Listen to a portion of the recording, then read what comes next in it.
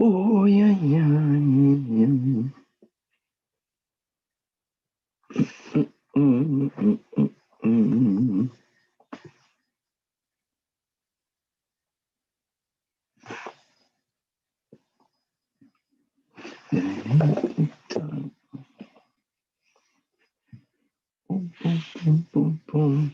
All right.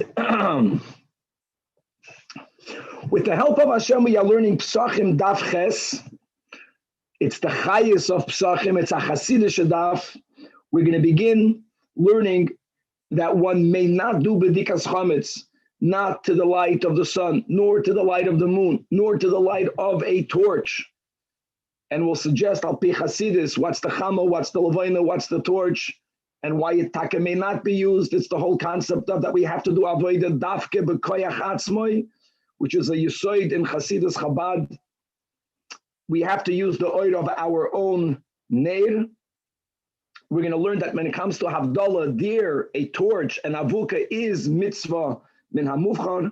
The Gemara is going to refer back to the Mishnah that says that kol makim she'ein machnisin by chametz ein tzarich bedika. So we're going to have a lot more details as to what are the places that normally ein manichin by chametz, ein machnisin by chametz, and what are locations that we do have to suspect that chametz was brought in there. We're going to see that when it comes to mashke and farbaisen by a fabrengen, you never know how much you're going to need. We're going to learn the sugi of shluchei mitzvah ein on the zaken. Shlucha mitzvah ein in the zaken is loy b'halichasan v'loy b'chazirasan. However, hecha the shchicha hezeka shani, there we do have to suspect that a person, even a shliach mitzvah, God forbid, might be damaged. And at the end of that ches, we're going to have a two-way machlokes amoraim clarifying or understanding differently the shita of Beis Shammai in the Mishnah regarding exactly which location in the wine cellar do you have to make b'dikas chametz in. And likewise, we're going to have a two-way machlokes b'shitas Beis Hillel. That's going to be a machlokes between Rav and Shmuel. And even though normally hilchasa kavasei the Rav be'isura, we're going to learn an exception, which will be, we'll see why, that when it comes to our Mishnah, which is about b'dikas chametz, which is isura, we will not paskin like Rav, we will paskin like Shmuel and a lot more. Okay, Chavre, we left off on Daf Zayin Amid Beis, all the way at the bottom, the last line on the Amid, by the Tanu Rabbanan. Baruch atah Adonai Eloheinu Malkeinu b'shar kol yom v'dvar. Tanu Rabbanan, we learned in the Braisa. Ein boitkin, you cannot search for your chametz, not using oir hacham, not using the sunlight. The loyla oir halavana, not using moonlight. The loyla oir halavuka, not using a torch, the light of a torch. Elo. It has to be used with the light of a candle. Now, as we learn, as we have, there's a lot in Hemshachai and Beis, Chama, Levana, right? We can say that Chama refers to the light of a tzaddik, to the light of the Rebbe. The Levana refers to the light of Hasidim outside of you. The Avuka can refer to Mikusharim. These are all light sources that are not within you. And even though that while you're near them, when you're near them, when you engage with them, they also take away temporarily your own chametz. But the only way to really get rid of my chametz is I have to use my own candle, as we just finished learning. Ner Havaya Nishmas Adam refers to me. I have to do my avodah b'koyach atzmai, like we have in the Hayom Yom of Hey Sivan. Ukidashta Hayom Umachar. That's Milmaila. That's great. That's Taka the Eir Achama. That's the Eir Halavana. However, the chipsusim loisam says that Rebbe does darfman alain. And Bachlal, that's a yisoid by us, that we have to work with our own koiches. Daf ches amad aleph. Mipnei, and why do you have to use a candlelight? The sunlight is much greater. She'oid haner yafa labadika, because a candlelight is yafa. You know the Hayom Yom of Chavtes Menachemov. There, the Rebbe writes that hecher is as menem farenhan to mefirt hecher. Aber Tayerer, maybe that's the Yafa. Tayerer is as metud b'koyach atzmai. You got to get rid of your own chametz. I have to get rid of my own chametz.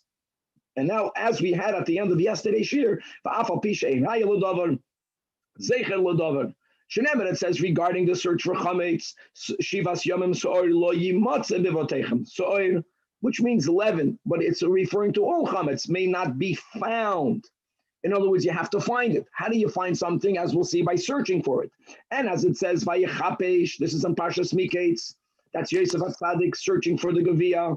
Bagodel Heichel, he began with the oldest one, and then ultimately he found it. He found it in the cotton. That's where you have searching and finding in the same pasuk. Parenthetically, Mamish, like the pasuk of Yosef HaTzadik, who knew exactly what he was looking for. We know what we're looking for. We know our chametz. Beruchnius, and even the poil, based on the minig of the Ramah that we mentioned yesterday, not to get into a bracha levatala, that the minig is to spread out the 10 pieces of bread. So we know what we're looking for. It's gavaldik that the source is from the search that was done by the servants of Yosef, who also knew exactly what they're looking for. And as it says, this is in reference to the time of Mashiach. Achape says Yerushalayim, God is going to search in Yerushalayim with candles. That's in plural. And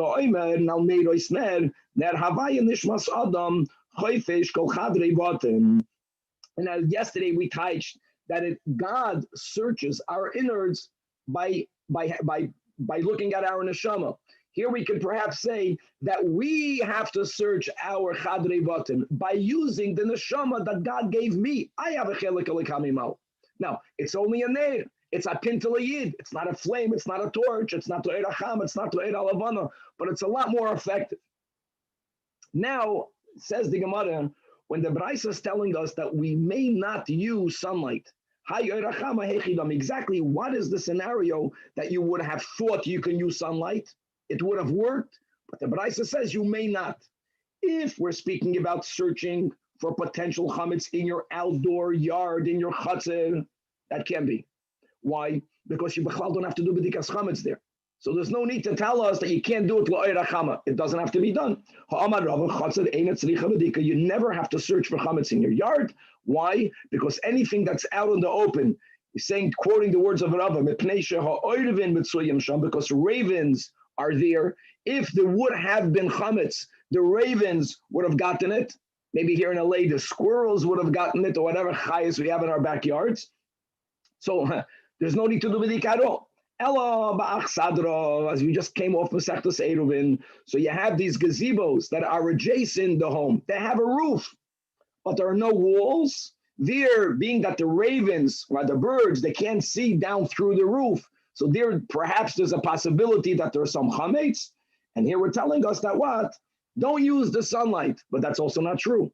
Emes, you have to look in your gazebo. Emes. But Rabbi also told us that Achsadra, indeed, lo'iron of dekas, you can look for the chametz during the day. So the Gemara says, loi, for one, no, that's not a kash. Where did we need to tell us that loi lo'irachamam la'aruba shabacheder? If you have a skylight in your indoors in a room, there is where the Braisa has to tell us that you have to do b'dikas chametz. You might have thought you can do it lo'irachama. No, don't do lo'irachama. But here also, udehecha, which part of that room, indeed, may one not use the sunlight? If it's the area that's directly under the sunlight, so l'chayra, this should be no different than the achsadra that we just quoted, Rava, that you can l'chatchila use the sunlight to search for chametz right under the window. Ela litzadadin, the parts of the room that are not directly under the sunlight. There you would have thought you can use the oir hachama. However, it tells us the Braisa you need to use the oir haner. And maybe al pi chasidus, when you are directly with the tzaddik, you're not even, your yetzer hara is going to become silent. Litzadadin is on the sides. There's a possibility of one's inner animal soul to come back into the forefront, and we have to get rid of it. And don't use the oir hachama.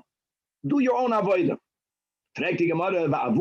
You're telling me that a torch is not good for b'dikas chametz? How can that be? We're going to quote two sources in which we see that the light of a torch is better than the light of a candle. And this is Kedarke B'Kodesh, Toidas Chachmas Hashem. Adas Balabatim would say, I need to find sources that a torch has more light than a candle. Yes, we're learning Torah. We have to find two Torah sources that a torch is better than a candle, which will be the kasha, so why not use a torch? There's so many different ways of teaching this pasuk. It's certainly referring to things, godly revelations that will happen. So let's read the pasuk. It says, that the glow of l'chayr of olam haba will be like the light of creation. As we know that during the creation, there was that oil, right, that was shoylet. Even after the chait, right, it still went on for another 36 hours. It only disappeared Motzoi Shabbos. Karanayim miyadei. The rays of light will come from the hands of the tzaddik, from the hands of God, kaviyachol, to the tzaddik. However, v'shom chavyoin uzay, but there, the real strength of the Eibishter will still be hidden. In other words, the tzaddikim have access to a light, but there is some godly light that is beyond that. Lama tzaddikim doimim b'fnei hashchina, which means tzaddikim are gavaldik. But when you put a tzaddik in front of the shchina, then the tzaddik is kineir b'fnei avuka, clearly indicating that the avuka is much greater. The avuka is the shchina. The tzaddik is the neir. So that's a source, gavaldik, that you need a source, that a torch is more enlightened than a candle. So therefore, why not use a torch? And v'amaravam, the fact that we say that avuka lahavdala mitzvah min amufchar, we learned to sugyan brachas daf nun beis. There we learned the text of the bracha. We say boirei ma'oirei. Ma'oirei means, remember we learned that there are different colors in fire. And that's more discernible when you have a torch. The candle of the Abdullah is taka used to get rid of, to chase away external koichos of Tumah. And taka, the way we're learning, there you can tap into a siyua milmaila. You know, they have the famous story of Rab Shmuel Munkis, that he was once going and there was a priest that challenged him. The priest did kishuf on water, and he takes a cup of water and he makes a bracha shahakel and he drinks the water, and the galach is waiting for him, God forbid, who knows what. There was kishuf in there. And when he made his way to the Alter Rebbe, he began to feel very ill. And when he came to the house of the Alter Rebbe, he chalished. And the Alter Rebbe told him, if I would not have answered amen to your bracha, in other words, there, when we're dealing with koichos of Tumah outside in the world, definitely we rely on the Rebbe. That's the concept of Havdalah. That's why we can use the avuka, al pi Chasidis. But Nachamol, that's a source. You see that an avuka is better than an air. So why not use an avuka? Like this. Zeh, candle, you won't be afraid. You will be able to take it into the holes, into the cracks. You can't take it before the fear. It's too big. That's the advantage of koyach atzmai. You can get into a deeper part of yourself. When you use a candle, dafka, because the candlelight is not so dazzling. Think about it. If I put the candle here, not only can I see things between the candle and me, I can see beyond the candle as well. It says the candle is not blinding me, which is exactly what we're doing by B'dikas Chametz. You're putting a candle not only to look in the area between the candle and you want to look also in the area that's beyond the candle. Masha'enkein zeh, by a torch, oida la'achrav. Oida la'achrav means that you can only see the light properly. You can make use of the light, like by Havdalah. We pick up, right? We cover the thumbs, but we look at our fingernails. We don't put it on the other side of the avuka. We put it in between us and the avuka. Think about an Havdalah candle. Can you see properly what's beyond it? If it's a big torch, no, because you're dazzled by the torch. And a Papa Amar, high boys, a practical. From a torch, you will be afraid, says Rashi, to go properly and to search your house, because the torch can spread. You can burn your house down. And dafka, because the candle is not so big, boys, there is no fear factor, so you can actually make a better bedika. Ravina says, the final answer, a candlelight is steady, doesn't flicker. And Vahai Miktav Ketufe, and the Havdalah light flickers, jumps, it's not consistent, which is so emes al pi Chasidus. And it's when we get our inspiration from someone that's outside of us, it's never going to be steady. Never going to be steady because, Tishrei, you went to the Rebbe, you're all inspired. And what happens, Cheshvan? Masha'enkein, when a person does avodah b'koyach atzmai, it's much weaker. It's an ish hecher, but at least there's a consistency because it's you. The kid said, from all this, we see the advantage of a neir over a avuka, and indeed, halachically, as the Mishnah says, okay, now we are referring back to the next clause in the Mishnah on that base. The Mishnah said that Pesach chametz, looking for your chametz is not spring cleaning. You only have to search in areas, only in areas where you've put chametz in there. Okay, kol makim she'ein machnisim bechametz, the Mishnah adds, then you don't have to make a medika. What is the kol coming to include? Kol makim lasuya mai. So the Rabbeinu HaKadosh that was always bekitzer, he was brief, and we're going to learn a brayso that gives you many, many examples, and all of that is included in the kol makim from the Mishnah. Lasuya Yardut Rabban says in a brayso choyrei bias. If you have holes in the wall, people didn't have shelves, or maybe they had shelves, but it was common for people to use as shelves the holes in the walls. Now, like we have by shelves, by the Svarim Shafar, you have the shelves that are more or less in middle. Those are convenient to use, but then you have holes that are very low in the height of the wall, or they're very high. Choyrei bias, if they are elyonim or v'hatachtoinim, so therefore it's not convenient for you to put in the year chametz there. That is one of the items that the Mishnah is referring to when it says that you can assume that you are not machnes chametz. Likewise, v'gag hayotzia, an annex is a little haiskala that you have right near your house that's very short. People would have it like a storage shed they have in England, but I don't know, I don't remember. Maybe the sheds there are tall. The ganze shed is very short. Not only that, but the roofs are slanting. So it's not convenient for you to put something on a slanted roof. So that's another reason why we can presume that you never left chametz there. The gag hamigdal, a roof of a tower-shaped closet. It's also some sort of roof, maybe because it's slanted, that it's not convenient to use. The refes bakar, now we're not referring to a roof. Refes bakar means a barn. Inside, like Rashi says over here, that even if you would have put chametz inside a barn where there are animals during the year, the animals would have eaten them up. So it was machlis, but it doesn't stay there. Similarly, the lulin, right, when it comes to a chicken coop, also chickens will peck will eat away your chametz. Umazbein, Rashi teaches mazbein, if you have a storehouse of straw. Storehouse of straw, here it's different. Here there are no animals. But here it's not a place that people regularly would put chametz. Why would you put chametz in there? And likewise, oitzres yayin, storehouse is a wine storage room. For oitzres shemen and an oil storage room, these are all areas, either because, like we mentioned, it's not convenient to put it, or it's not practical to put it, or because even if you put it, the animals ate it up. All of this is included in the words in the Mishnah, kol makim.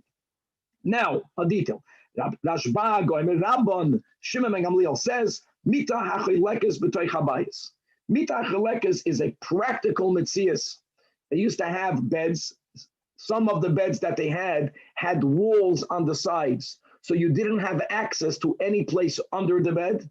And then there were beds like ours that, there were posts on the side, so the mattress is high up, and then you have a space under the bed to store things. Another detail, they would many times put a bed in the middle of the room as a room divider. If the bed is a room divider or not, speak out all the Rishonim, it's not Negeya. The point is that you have in your home, you have a bed under which people store things.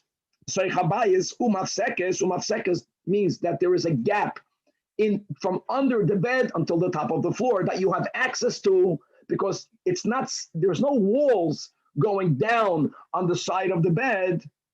So here, here we have to suspend. Very good. Bed. You have to be boydikid. I have another, but we're gonna have two contradictions. Number one, let's go to the first about the hole in the wall. Here you're living on Union Street. So one wall is the same wall as of your house and it's of your neighbor's house. It's a joint wall, right? What do they call that in Eretz Yisrael? A two family house, and there's a hole in the wall, and the hole goes through and through. A duplex. A duplex because upstairs and downstairs, whatever it is. So the point is that if there's a hole in a wall, you're talking like a townhome, Rabbi, a townhome, no, like on Union Street. The wall. So the minig is that it's a thick wall. I get to use like Union Street, no? Huh? You always talk about Union Street. Yeah, I don't know why. It's good that they had a chaver that lived there. That I would use the part of the hole that I have access to. When I stick my hand in there, it's a very thick wall. So then it's like this. The innards of the hole, which is the area that his hand reaches to, which means during the year, Mastama, he put chametz in there. He's obligated to be boidik. I maybe somehow chametz got knocked even deeper in the wall. For that, you can be mavatal beliboy. And actually, as we learned, that you have to do bedika, right? Because you might find a gluska yafa. We just learned that sugya. If it's in an area that you don't have access to, how are you going to find it? So here you can rely on bittul. Like this, that if mitach is the first white line, if you have such a bed, right, a bed that you put in the middle of the room, and and you put on the floor under the bed, you already put lumber or you put stones, which means that there is less empty space. Even if there is still mafsekas, so you still have space, but not like in the Tanach, because here you already have things piled up on the floor. So the area under the bed until the top of the pile of stones is minimized. There ain't a tzricha bedika. So the Gemara asks, kasha mita mita. The last case we learned you don't have to be boidik. In the first brayse we learned you do have to be boidik. And kasha chayden achayden, the first brayse we learned that if it's elyoina v'tachleina, you b'chlal don't have to be boidik. And the Gemara says indeed, chayden achayden like kasha.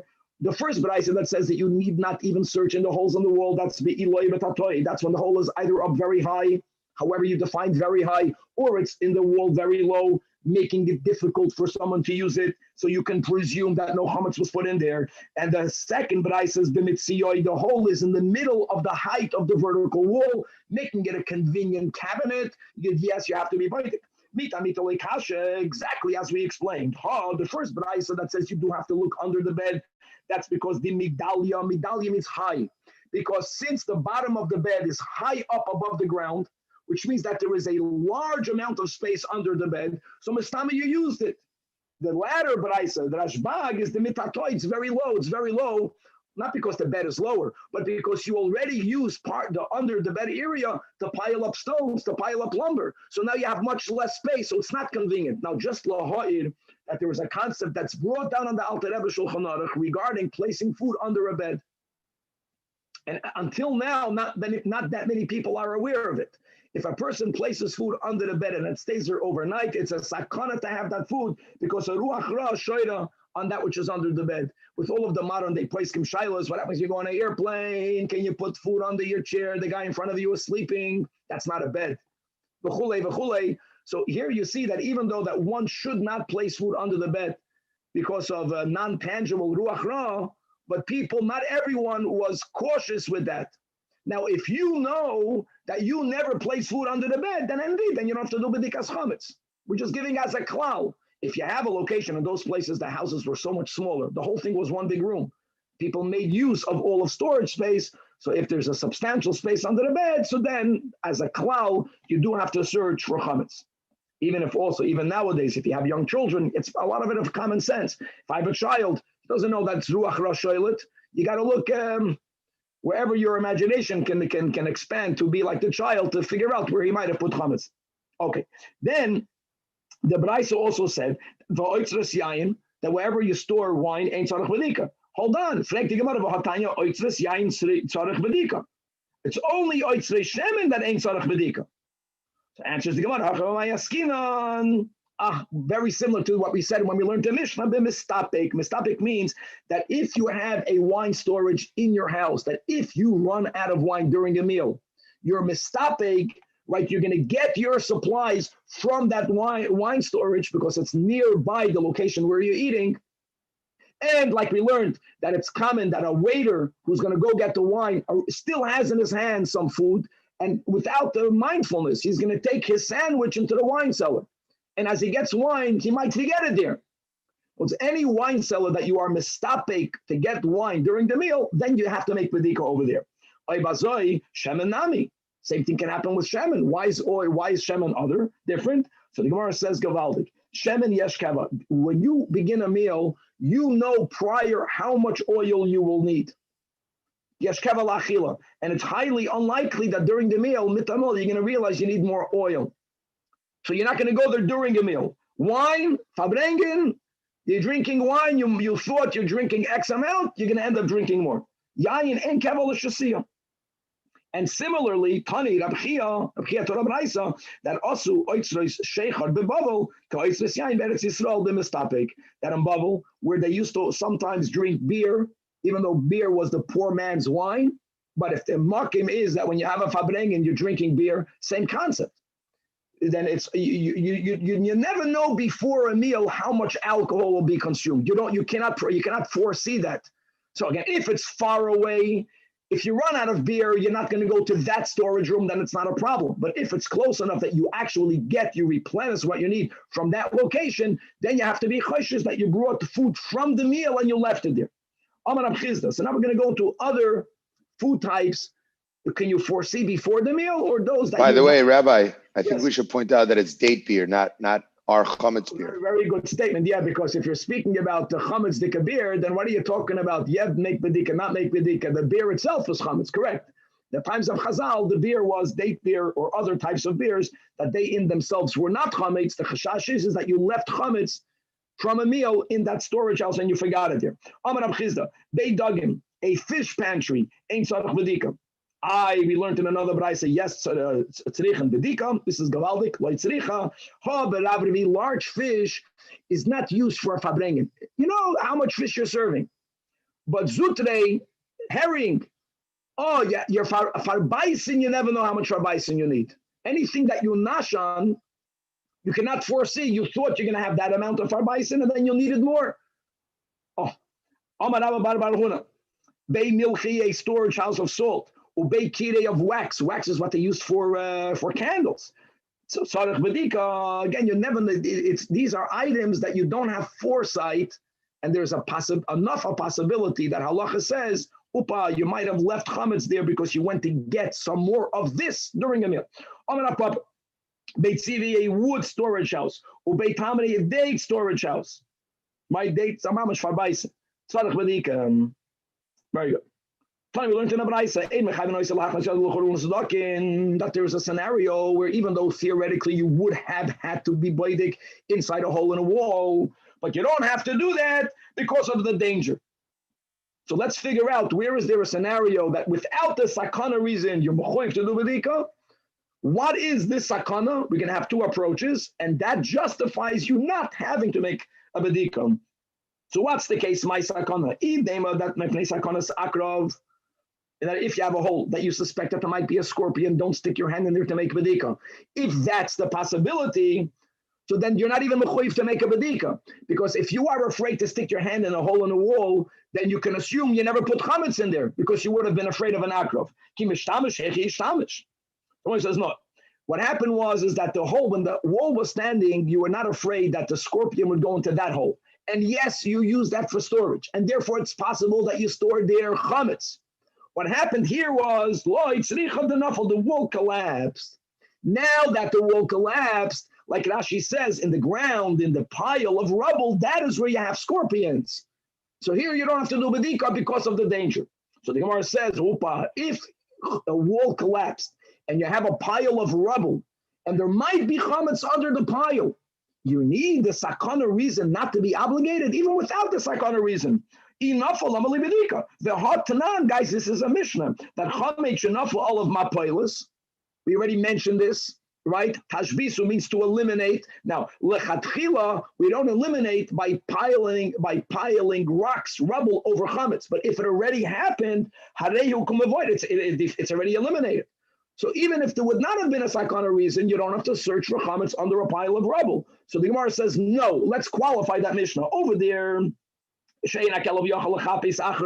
it's so deep under the pile of rubble that a dog would never get to it, you're right. Then you're not mechuyev to do bedikas chametz at all. It's already eliminated. It's tashvisud. Here we're speaking about a scenario that the wall fell, but it's not such a deep pile. A dog can get to it. And if not for the fear of an akrav, you would be mechuyev to go look for it. However, oh, 1 second, let's go to Rashi. This is important. The Rashi, 4 lines before the bottom of the Amid.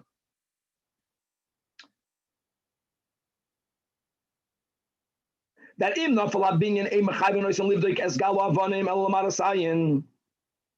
Abaloy lahachnish yadu b'neim gavaldik. So Rashi says very important that when there is a collapsed wall, because of maras ayin, you have to look at the outer part. So Rashi says, what do you not need to do is to go deeper, to go under the stones, and that's because of sakana. Va'achshav nafal v'yesham sakana sakrabim shedarkan lemotzim ba'ashris u'begalin. So therefore, that's the braisa, that's the din over here. Mepnei sakana. Doesn't make sense. If you're really mechoyev to do so, and now we're saying you don't have to do it because there's a danger of getting bitten by a scorpion. So why were you doing a mitzvah? You're baking b'dikas chametz. If there is an obligation, do it. Answers the Gemara Amar Avashi. Shema toivet le'machad. Maybe before you will search for your chametz, a needle would fall into the pile of rubble. And when you're looking for your chametz, it's not only l'shem mitzvahs b'dikas chametz. There's also a ulterior motive. You want to find your machad. You also are searching for your needle. So it's not a pure mitzvah. It's not a pure mitzvah. If it's not a pure mitzvah, then you're not a shlucha mitzvah in the zaken. Look inside the Rashi, 2 lines before the bottom of the Amid. Shema toivel le'machad. Koydem lochem, he's before you the bedika. V'asi hashta le'yunei basra. The kiven de mischaven af lemachad. Af. There's a little bit of a pnia. Lav shliach mitzvah v'nizik. Afnek the Gemara. How do you say that? Back inside the Gemara, second to last line. Uchai gavna lav mitzvah. The Hatanya did me not learn in a brayso and Bava Basra. We have in Rosh Hashanah. Ho'emer selo zulu tzedakah. You're giving a mitzvah. You're having a pnia. You have a ulterior motive, and you're saying b'shvil sheyichya b'ni. Or you give a pruta to tzedakah, sell it to tzedakah. Oy she'eh ben olam haba. Daf ches amid beis. So Chazal tell us, harei zet tzadik gomur. Look inside the top Rashi. Harei zet tzadik gomur b'davar zevelo yamrina and shaloi l'shma oisa. Ela kiyem mitzvahs moiroi shetziva l'asoi tzedakah. Ela mo mischaven aflahana oisoi. That's okay. So how is your searching for the needle if you are also searching for the chametz? That's b'chlal not called shaloi lishma. So the Gemara gives another nuance. And a chanami. If you're looking for chametz and for your needle, that's okay. But dilma basar de badak asali yune basra. What are we afraid that first you're going to find the chametz? Now that you found the chametz, now you're to fulfill the mitzvah. All you are really searching for now is for the needle. Now there is a sakana. Now there's a gavaldik word from Rabbi Elchanan that is enlightened with Chasidus. He doesn't understand. Again, we just learned this in Eruvin. We have the big machlokas whether mitzvahs tzrichas kavana or lav tzrichas kavana. We paskin, at least as a klal, that mitzvahs don't need kavana. So if mitzvahs don't need kavana, why do we care if my kavana is shaloi l'shma? It's not needed. Now, obviously, there are many answers. The simple answer would be is that a mitzvah not needing kavana and doing it without kavana is one thing, but doing it with a negative kavana is worse. Correct. But he says gavaldik. Rabbi Chanan says that a mitzvah on kavana is a mitzvah, but shluchei mitzvah, a shliach, for that there can't be a shaloi l'shma. And that's a big lesson for all of us, my friends. In other words, a shliach, to be a healthy shliach, we have the schus to be shluchim. It cannot be for me. Shliach is someone that we spoke about the oid halavana. The concept of the lavana is it prides itself by the fact that it has no light of its own. It's only reflecting the light of the mishaleach. And here, if there's any type of personal motive that disturbs the koyach of shlichus. Back over here. Another understanding of what the case of was sakana, mishum sakana sanachim. Another case. There's a case where you're mechuyev theoretically to do b'dikas chametz, but in a scenario where there's a fear of the non-Jews, then you are exempt. And what are we referring to? This is following the shita of Pileimai. The Tanya,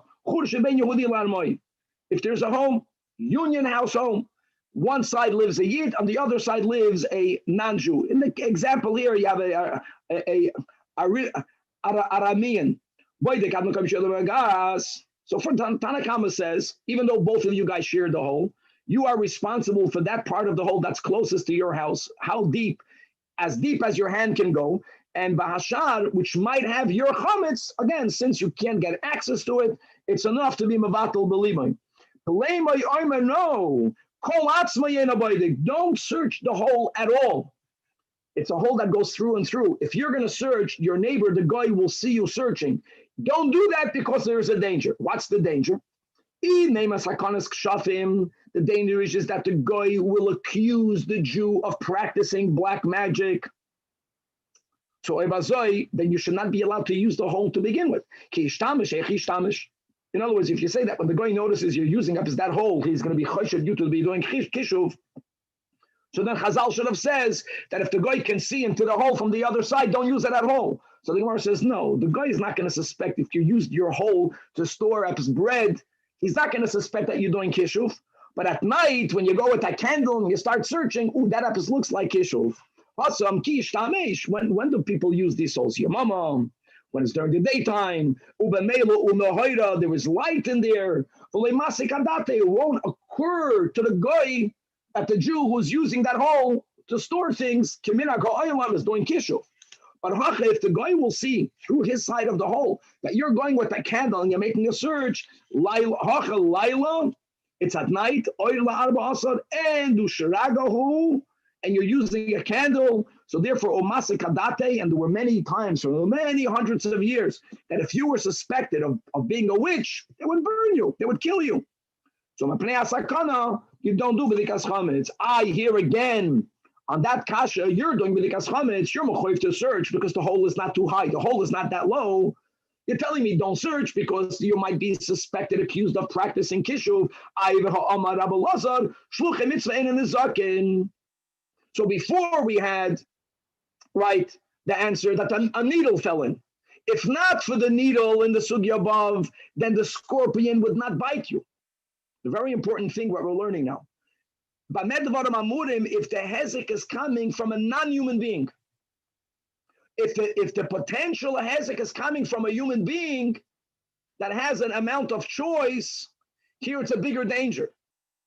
So here it's a bigger problem. And the answer is,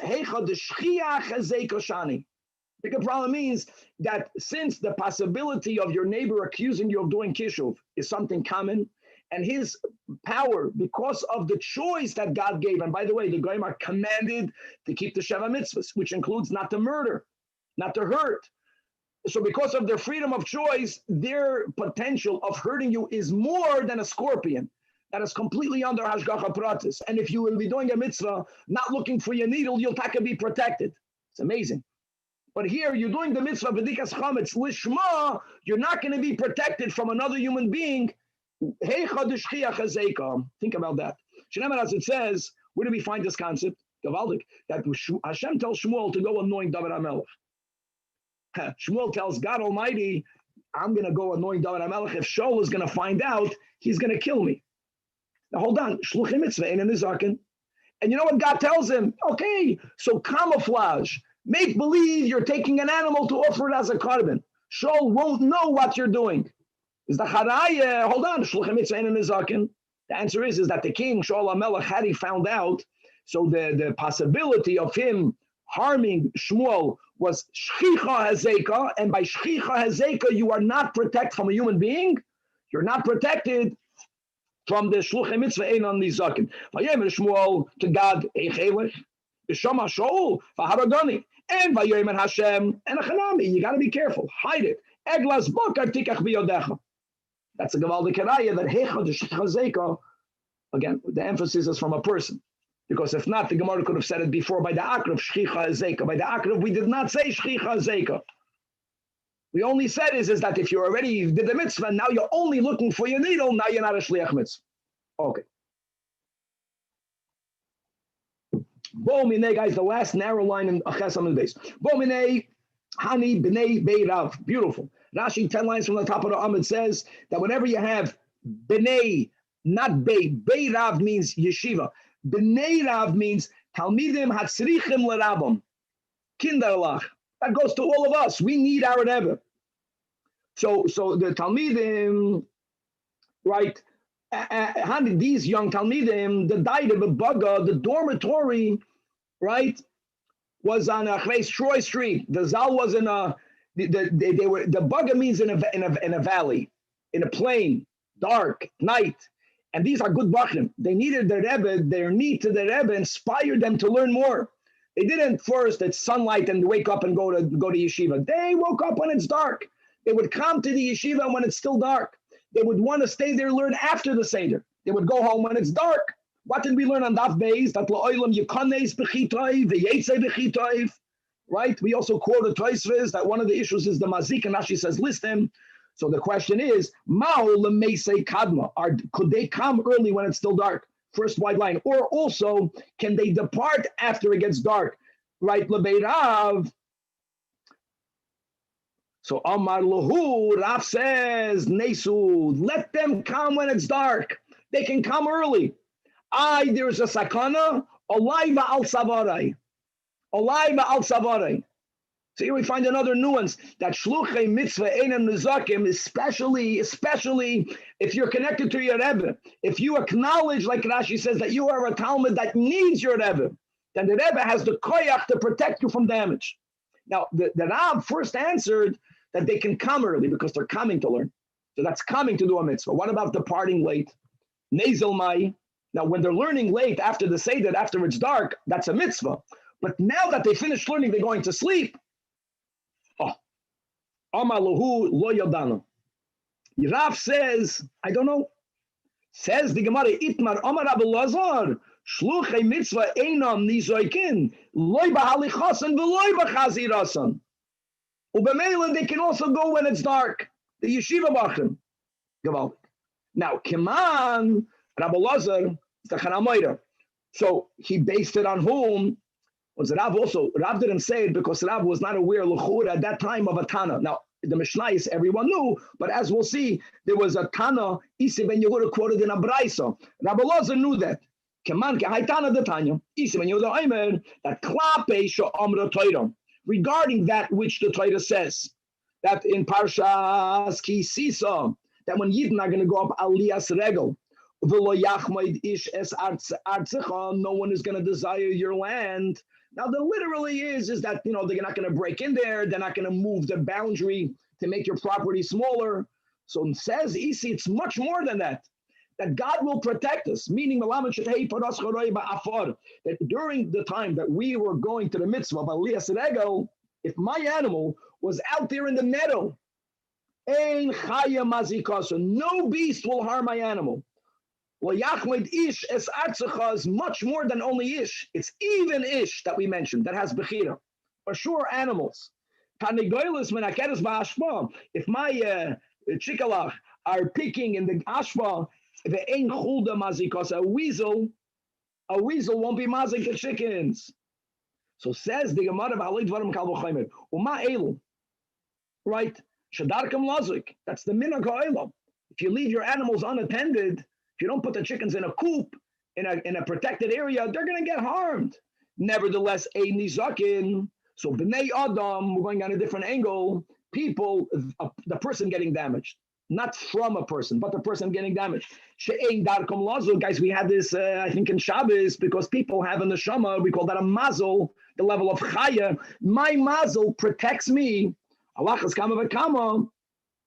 That I'm not going to get hurt while I'm doing the mitzvah of Aliyah's regel. So Atkan is only Bahalichasa. So the Gemara says Ein Le'el Bahalicha, or maybe all this is the Braisa. Ein Le'el Bahalicha. B'Chazar Minayin says Isi ben Yehuda Talmud Loimer. We have another pasuk in Parshas Re'eh. There it says regarding going up to bring the carbon Pesach Ufa Nisa Ba'Boiker V'Halachta Lo'Yolecha. Right, that after you eat the carbon Pesach, the next morning you can go back home. Says the Tana Malame Shatelech Vatim Soilecha B'Shalom. He has a limud. Something here is extra that teaches you not that you can go back home, that you will find everything in your home in a peaceful way. In other words, you'll be protected until when you get back home. So now we have a Bamba Kasha. If we have a raya from Parshas Re'eh that Shluchei Mitzvah Einam Nizaken all the way until you return, In other words, so why did we need to have the pasuk in Parshas Kisisa? Avadi will be protected when you're going. So the Gemara says, indeed, we learned something else from the pasuk in Kisisa. When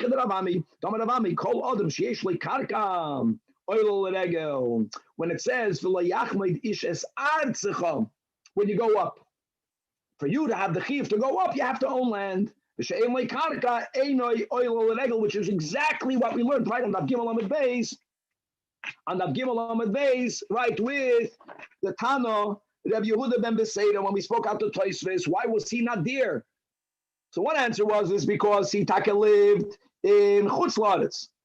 The other answer that right the Tzivin is Chutz La'aretz. Or Tosfos says because he couldn't walk anymore. But Tosfos also writes that no, that was it. That he did not own land.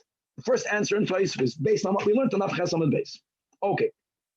Now that we mentioned the importance of Lishma, whether you're a shliach, and we're all shluchim, whether it's important to do the mitzvah more pure. So now this gives us an insight why God Almighty did not bless Yerushalayim with certain brachas that God did give to other parts of the Holy Land. Because then it would have taken away the Lishma when a person would go up Levegel. Amar Rav Oven bar Rav Ada Amar Rav Yitzchak. Mepnei ma ein Peres genoisar Yerushalayim. Guys, who's your brachas daf mem dalet. So there were extremely large and sweet fruits that grew near the Kinneret area. And remember, I think Rabbi Yochanan ate like 1,000 of them a day. And they were so sweet that no matter how much he ate, he never felt satisfied, which is the teva of eating something that's very sweet. So why didn't Hashem imbue that type of fruits, bless Yerushalayim with it?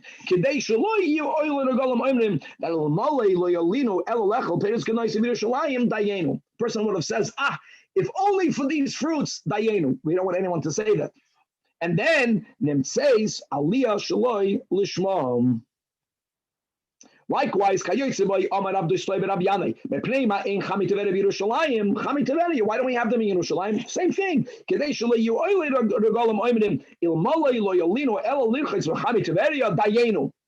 says, Aliyah shaloi lishma.